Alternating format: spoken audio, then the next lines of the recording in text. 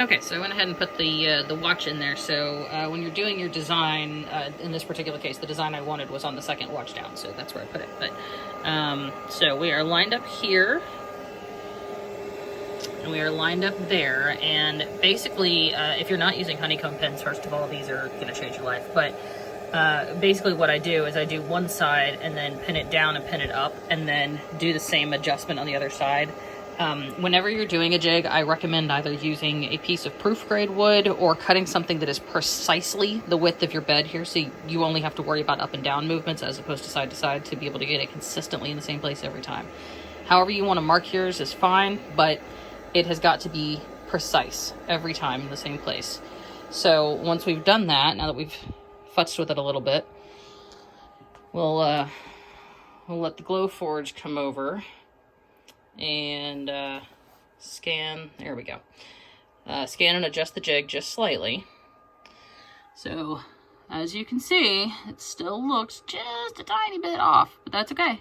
That's okay, because camera is a big fat liar, but numbers don't lie. So now the other thing you're going to want to do is you're going to want to tell it your material. So when you're cutting your jig for the first time, you're going to put in whatever the material is that you are using to cut the jig. So in my case, it was the medium fiberboard, I think. But so up here, obviously silicone watch band is not going to be an option here, so we're going to use an uncertified material, and the thickness of the watches, which is what we're working with here, is 0.108 inches.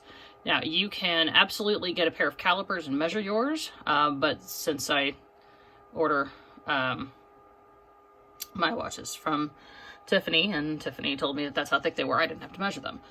Now, once you've done that, it's going to say no artwork up there because you're going to have to tell it what to do with each of your settings. The settings are absolutely in the group for all of these things, but you can save them here. Whenever you create a profile in here, whenever you create a manual setting, you can hit the little plus up here and you can save it. So each time when I go in here, I don't have to remember what the numbers were. I can just save them here. So one less thing to do. So now that I've done that and it knows what I want to do, everything is highlighted and we are ready to go.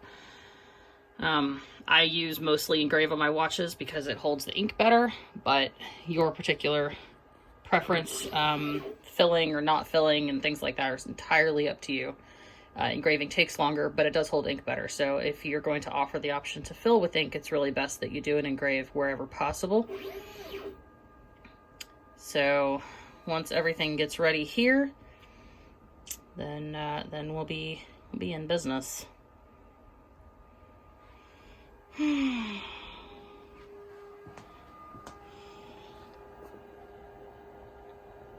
So the laser will have come out and dropped a little red laser light on the watch so that it knows exactly where it's going. That is doing the autofocus. I don't place focus on anything if I'm using a jig. You don't need to at all because the jig is basically telling it where to go. So the only time I use a set focus is if I'm cutting something that's weird. So, oh gosh, I've done some wooden ornaments, say you're doing a coaster, right? So let's say I wanted to engrave this disgusting coaster. I would put it directly under my camera on the bed down there and hit set focus on this so that I would know that the Glowforge knew exactly where it was going.